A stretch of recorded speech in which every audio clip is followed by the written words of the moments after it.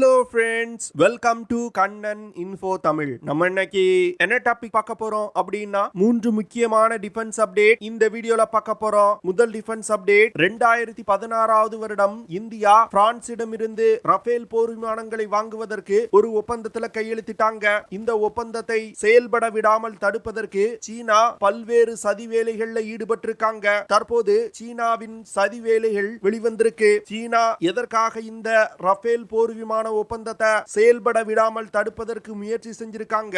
India Rafale போர் விமானங்களை வாங்குவதன் மூலமா சீனாவுக்கு என்ன பிரச்சனை வரப்போகுது அப்படிங்கிறது குறித்து பார்க்கலாம். இரண்டாவது அப்டேட், இந்திய விமானப்படை இஸ்ரேலிடமிருந்து ஸ்பைக் ஆன்டி டேங்க் கைடட் மிசைல்களை வாங்கியிருக்காங்க. இந்த ஆன்டி டேங்க் கைடட் மிசைல்களை இந்தியா எதற்காக வாங்கியிருக்காங்க? ஸ்பைக் ஆன்டி டேங்க் கைடட் மிசைலோட செயல்திறன் மற்றும் சிறப்பு அம்சங்கள் என்ன? இந்த மிசைல்களை பயன்படுத்தி என்ன மாதிரியான ஆபரேஷன்களை கேரி அவுட் செய்ய முடியும் அப்படிங்கிறது குறித்து பார்க்கலாம். மூன்றாவது அப்டேட், சமீப காலமா அர்ஜென்டினா மற்றும் இந்தியாவுக்கு இடையே ராணுவ ரீதியிலான உறவுல ஒரு மிகப்பெரிய முன்னேற்றம் ஏற்பட்டிருக்கு. இதனை தொடர்ந்து அர்ஜென்டினா இந்தியாவிடமிருந்து பல்வேறு விதமான ஆயுதங்களை வாங்குவதற்கு முயற்சி செய்து வந்துகிட்டு இருக்காங்க.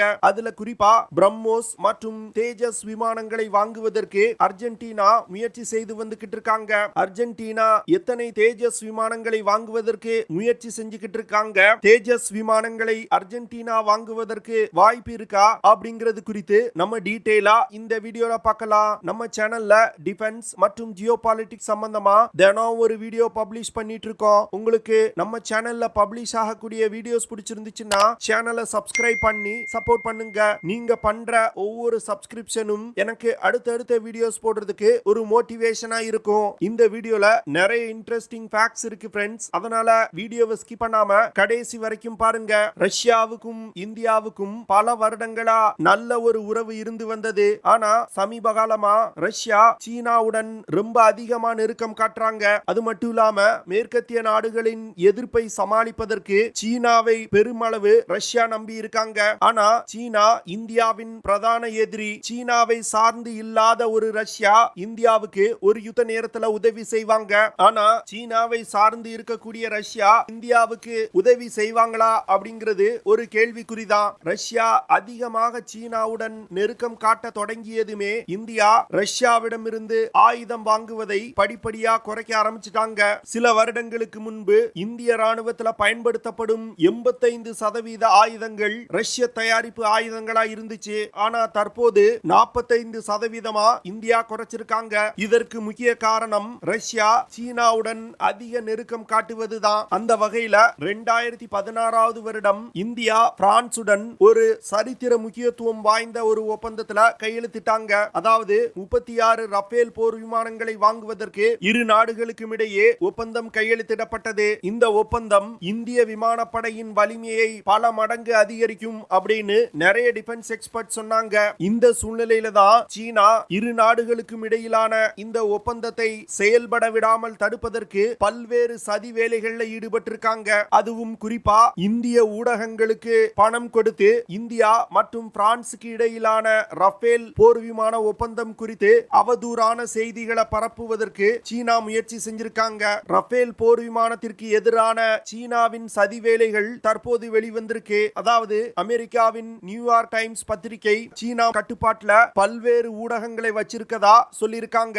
இந்த ஊடகங்கள் சீனாவுக்கு சாதகமான பல்வேறு செய்திகளை வெளியிடுவதாகவும் அவங்க சொல்லியிருக்காங்க. நியூயார்க் டைம்ஸ் இந்தியால சீனாவுக்கு ஆதரவா செயல்படக்கூடிய ஊடகங்களோட லிஸ்ட வெளியிட்டிருக்காங்க. அந்த லிஸ்ட்ல நியூஸ் கிளிக் அப்படிங்கிற ஒரு ஆன்லைன் நியூஸ் பேப்பரும் இடம்பெற்றிருக்கு. இந்த நியூஸ் கிளிக் மேகசின்ல இந்தியாவுக்கும் பிரான்சுக்கும் இடையில் போடப்பட்ட ரஃபேல் போர் விமான ஒப்பந்தத்திற்கு எதிராக பல்வேறு ஆர்டிகல் பப்ளிஷ் பண்ணியிருக்காங்க. அதுவும் சுப்ரீம் கோர்ட் ரஃபேல் போர் விமான ஒப்பந்தத்துல எந்த ஒரு முறைகேடும் நடக்கல அப்படின்னு தீர்ப்பு கொடுத்த பிறகும் இந்த நியூஸ் கிளிக் ஆன்லைன் மேகசின்ல தொடர்ந்து ரஃபேல் போர் விமான ஒப்பந்தத்திற்கு எதிராக ஆர்டிகல் பப்ளிஷ் பண்ணிட்டு இருந்திருக்காங்க. 2021ல என்ஃபோர்ஸ்மென்ட் டைரக்டரி இந்த நியூஸ் கிளிக் பத்திரிகையில ரைட் செஞ்சிருக்காங்க. அந்த ரைட்ல கிட்டத்தட்ட 38 கோடி சீனாவிடம் இருந்து நிதி வாங்கியிருப்பது தெரிய வந்திருக்கு.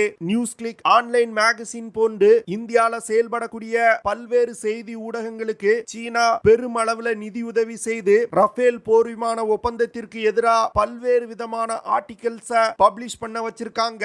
இந்த சூழ்நிலையில என்ஃபோர்ஸ்மென்ட் டைரக்டரி நடத்திய விசாரணையில நியூஸ் கிளிக் ஆன்லைன் மேகசின நிவோல் ராய் சின்ஹா அப்படிங்கிறவர் நடத்தி வந்துகிட்டு இருக்காரு. இந்த Neville Roy Sinha Chinese communist பார்ட்டியோட ரொம்ப நெருக்கமானவர் அப்படிங்கிற விஷயம் வெளிவந்திருக்கு. இவரோட உதவியோடு தான் ரஃபேல் போர் விமான ஒப்பந்தம் குறித்து பல்வேறு பொய் செய்திகளை இந்திய ஊடகங்கள்ல பரப்புவதற்கு சீனா முயற்சி செஞ்சிருக்காங்க. அது மட்டும் இல்லாம இந்திய கடற்படை 26 ரஃபேல் எம் போர் விமானங்களை வாங்குவதற்கு முடிவு செஞ்சிருக்காங்க. இந்த ரஃபேல் எம் போர் விமானங்கள் தொடர்பாகவும் சீனா பல்வேறு விதமான அவதூறு பரப்பக்கூடிய ஆர்டிகல்ஸ் இந்திய ஊடகங்கள்ல பரப்புவதற்கு திட்டமிட்டிருக்காங்க. இந்தியா பிரான்சிடமிருந்து ரஃபேல் போர் விமானங்களை வாங்குவத சீனா கொஞ்சம் விரும்பல. ஏன்னா ரஃபேல் போர் விமானத்தை இந்தியா வாங்கினாங்கன்னா சீனாவுக்கு ஒரு மிகப்பெரிய பின்னடைவா இருக்கும். ஏன்னா இதுவரைக்கும் இந்தியா சீனா போன்று ரஷ்ய தயாரிப்பு விமானங்களை தான் பயன்படுத்தி வந்துகிட்டு இருக்காங்க.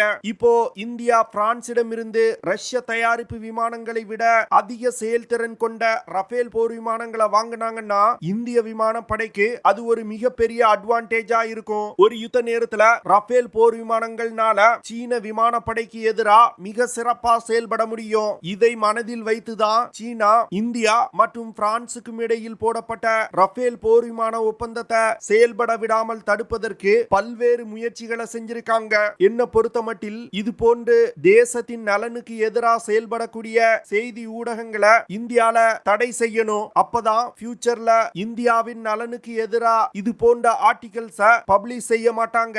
இது போன்ற விஷயங்களை நம்ம லேசா எடுத்துட்டு போயிட்டோம்னா வரும் காலத்துல இது போன்ற பல சதி செயல்கள்ல வெளிநாட்டு சக்திகளால் ரொம்ப ஈஸியா இந்தியால செய்ய முடியும். இப்போ நடக்கக்கூடிய மணிப்பூர் கலவரத்துல கூட சீனாவுக்கு தொடர்பு இருக்கு. மணிப்பூர் கலவரத்திற்கு முக்கிய காரணமே சோசியல் மீடியால பரப்பப்பட்ட பொய் செய்திகள் தான். இப்போ சமீபத்துல கூட இந்திய ராணுவத்தோட ஒரு கேம்பை அட்டாக் செய்து அங்க இருந்து ஆயுதங்கள் கொள்ளையடிக்கப்பட்டது அப்படின்னு செய்திகள் வெளிவந்தன. ஆனா ராணுவம் இந்த செய்தியை மறுக்கிறாங்க. இந்த விஷயம் கூட தெரியாம சிலர் இந்த விஷயத்தை பெரிதுபடுத்த பார்க்கறாங்க. இரண்டாவது அப்டேட், இந்திய விமானப்படை இஸ்ரேலிடமிருந்து ஸ்பைக் ஆன்டி டேங்க் கைடட் மிசைல்களை வாங்கி சோதனை நடத்தி வந்துகிட்டு இருக்காங்க. இந்த spike anti tank guided missile ஒரு அதிநவீன தொழில்நுட்பம் கொண்டது. இந்த மிசைலை பயன்படுத்தி மலைக்கு பின்னால் ஒளிந்து கொண்டிருக்கக்கூடிய டேங்குகள் மீது கூட தாக்குதல் நடத்த முடியும். சமீபத்தில் நடந்து வரும் உக்ரைன் ரஷ்யா போர்ல உக்ரைன் ரஷ்ய டேங்குகளுக்கு எதிராக அமெரிக்கா மற்றும் ஐரோப்பிய நாடுகள் சப்ளை செய்த ஆன்டி டேங்க் கைடட் மிசைல்களை மிக சிறப்பா பயன்படுத்தி இருக்காங்க. இதனாலதான் உக்ரைனால் அதிக எண்ணிக்கையிலான ரஷ்ய டேங்குகளை தாக்கி அழிக்க முடிஞ்சிருக்கு. இந்த விஷயத்தை ஒரு பாடமா எடுத்துக்கிட்டு தான் இந்திய ராணுவம் மற்றும் இந்திய விமானப்படை இஸ்ரேலிடமிருந்து ஸ்பைக் ஆன்டி டேங்க் கைடட் மிசைல்களை வாங்கி தற்போது சோதனை நடத்தி வந்துகிட்டு இருக்காங்க. இந்தியாவுக்கும் சீனாவுக்கும் லைன் ஆஃப் ஆக்சுவல் கண்ட்ரோல் பகுதியில பிரச்சனை ஏற்பட்ட போது சீனா தன்னுடைய டேங்குகளை லைன் ஆஃப் ஆக்சுவல் கண்ட்ரோல் பகுதியில டிப்ளாய் செஞ்சாங்க. அதுவும் மலையோட பின்புறத்துல தங்களுடைய டேங்குகளை டிப்ளாய் செஞ்சாங்க. இதன் காரணமா இந்தியாவால அந்த டேங்குகளை நேரடியா பார்த்து தாக்குதல் நடத்த முடியாது. இந்த விஷயத்தை முறியடிப்பதற்காக தான் இந்தியா இஸ்ரேலிடமிருந்து இந்த ஸ்பைக் ஆன்டி டேங்க் கைடட் மிசைல்களை வாங்கி தற்போது சோதனை நடத்தி வந்துகிட்டு இருக்காங்க. இந்த சோதனையில ஸ்பைக் ஆன்டி டேங்க் கைடட் மிசைல்கள் மிக சிறப்பா செயல்பட்டிருக்கு. ஸ்பைக் ஆன்டி டேங்க் கைடட் மிசைல இந்திய விமானப்படை ரஷ்ய தயாரிப்பு ஹெலிகாப்டரான MI-17 ஹெலிகாப்டர்கள்ல இணைத்து ஆன்டி டேங்க் ஆபரேஷன்கள்ல ஈடுபடுவதற்கு திட்டமிட்டிருக்காங்க. ஸ்பைக் ஆன்டி டேங்க் கைடட் மிசைல்னால அதிகபட்சமா 30 கிலோமீட்டர் தூரத்துல உள்ள டேங்குகளை கூட மிக துல்லியமா தாக்கி அழிக்க முடியும். இந்த மிசைல்ல டாண்டம் சார்ஜ் ஹீட் வார்ஹெட்கள் இணைக்கப்பட்டிருக்கு. இதனால இந்த மிசைலை பயன்படுத்தி டேங்குகள் மீது தாக்குதல் நடத்தும் பொழுது மிசைல் டேங்கின் மீது மோதியவுடன் 2 முறை வெடிக்கும். இதனால எதிரிகளின் டேங்குகளுக்கு பலத்த சேதத்தை ஏற்படுத்த முடியும். ஸ்பைக் ஆன்டி டேங்க் கைடட் மிசைலை இயக்குறதுக்கு சாலிட் ப்ரொபலன்ட் ராக்கெட் மோட்டார் பயன்படுத்தப்படுது. இந்த மிசைலை இலக்கை நோக்கி வழி நடத்துவதற்கு இன்ஃப்ராரெட் ஹோமிங், இமேஜிங் இன்ஃப்ராரெட் போன்ற பல்வேறு விதமான கைடிங் சிஸ்டங்கள் இணைக்கப்பட்டிருக்கு. இதனால ஸ்பைக் ஆன்டி டேங்க் கைடட் மிசைல்கள்னால இலக்கை மிக துல்லியமா தாக்க முடியும். இந்தியாவுக்கு இந்த ஸ்பைக் ஆன்டி டேங்க் கைடட் மிசைலோட செயல்திறன் ரொம்ப பிடிச்சு போயிருக்கு. இதனால வரும் காலத்துல ஸ்பைக் ஆன்டி டேங்க் கைடட் மிசைலோட தொழில்நுட்பத்தை இஸ்ரேலிடம் இருந்து வாங்கி அதிக அளவுல இந்தியாவிலே தயாரிப்பதற்கு இந்தியா திட்டமிட்டிருக்காங்க. அடுத்த அப்டேட், சமீப காலமா இந்தியா மற்றும் அர்ஜென்டினாவுக்கு இடையிலான ராணுவ உறவுல ஒரு மிகப்பெரிய முன்னேற்றம் ஏற்பட்டிருக்கு. இரு நாடுகளுக்கும் இடையே 2019 வருடம் ஸ்ட்ராட்டஜிக் பார்ட்னர்ஷிப் அப்படிங்கிற ஒரு ஒப்பந்தம் கையெழுத்திடப்பட்டிருக்கு. இதனை தொடர்ந்துதான் இரு நாடுகளுக்கும் இடையிலான ராணுவ உறவுல ஒரு மிகப்பெரிய முன்னேற்றம் ஏற்பட்டிருக்கு.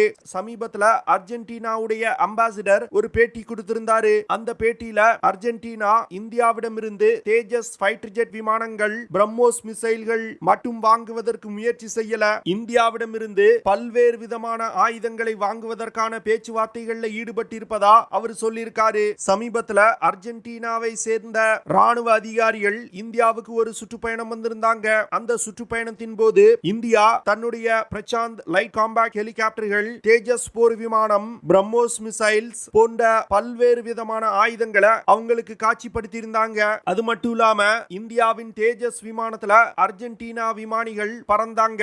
இதனை தொடர்ந்து அர்ஜென்டினாவுக்கு தேஜஸ் விமானத்தோட செயல்திறன் ரொம்ப பிடிச்சு போயிட்டு, ஆனா அர்ஜென்டினாவுக்கு தேஜஸ் விமானங்களை வாங்குவதற்கு இருக்கக்கூடிய ஒரே ஒரு தடைக்கல் என்னன்னா, தேஜஸ் விமானங்கள்ல இருக்கக்கூடிய பிரிட்டிஷ் காம்பனன்ட்ஸை ரீப்ளேஸ் செய்யணும் அப்படிங்கிறது தான். அதாவது அர்ஜென்டினாவுக்கும் பிரிட்டனுக்கும் இடையே ஃபாக்லண்ட் தீவு தொடர்பா பிரச்சனை இருக்கு. இதன் காரணமாக தான் அர்ஜென்டினா பிரிட்டன் நாட்டுடன் தொடர்புடைய எந்த ஒரு ஆயுதத்தையும் வாங்க மாட்டாங்க. இதன் காரணமாக தான் தேஜஸ் விமானத்துல இருக்கக்கூடிய பிரிட்டிஷ் காம்பனன்ட்ஸை அர்ஜென்டினா நீக்க சொல்றாங்க. இந்தியா அர்ஜென்டினாவுக்கு தேஜஸ் MK1 விமானங்களை ஆஃபர் செஞ்சிருக்காங்க. அர்ஜென்டினா எதிர்பார்ப்பது போன்று தேஜஸ் விமானத்துல இருக்கக்கூடிய பிரிட்டிஷ் காம்பனன்ட்ஸை ரீப்ளேஸ் செய்யணும்னா குறைஞ்சது 16 ஃபைட்டர் ஜெட் விமானங்களையாவது அர்ஜென்டினா ஆர்டர் செய்யணும். அப்படி செஞ்சாங்கன்னா இந்தியா தேஜஸ் MK1 விமானத்துல இருக்கக்கூடிய பிரிட்டிஷ் காம்பனன்ட்ஸை ரீப்ளேஸ் செஞ்சுட்டு இந்தியா இல்லன்னா அமெரிக்கா மற்றும் ரஷ்ய பாகங்களை கொண்டு ரீப்ளேஸ் செய்வதற்கு தயாரா இருக்காங்க. என்ன பொறுத்தமட்டில் அர்ஜென்டினா இந்தியாவிடமிருந்து தேஜஸ் விமானங்களை வாங்குவதற்கு அதிக வாய்ப்பு இருக்கு. நீங்க என்ன நினைக்கிறீங்க அப்படிங்கறத கமெண்ட் பண்ணுங்க. ஓகே ஃப்ரெண்ட்ஸ், நம்ம வீடியோவோட நிறைவு பகுதிக்கு வந்துட்டோம். இதெல்லாம் தான் நான் உங்ககிட்ட ஷேர் பண்ணணும் அப்படின்னு நினைச்ச விஷயங்கள். ஐ ஹோப் நான் ஷேர் பண்ண விஷயங்கள் உங்களுக்கு பிடிச்சிருக்கும்னு நினைக்கிறேன். அப்படி பிடிச்சிருந்துச்சுன்னா ஷேர் பண்ணுங்க, லைக் பண்ணுங்க, கமெண்ட் பண்ணுங்க. மறக்காம நம்ம சேனலுக்கு சப்ஸ்கிரைப் பண்ணுங்க. அப்படியே அந்த பெல் நோட்டிபிகேஷனை கிளிக் பண்ணி ஆல்ங்கிற ஆப்ஷனை எனேபிள் பண்ணிக்கங்க. See you in the next video. Jai Hind.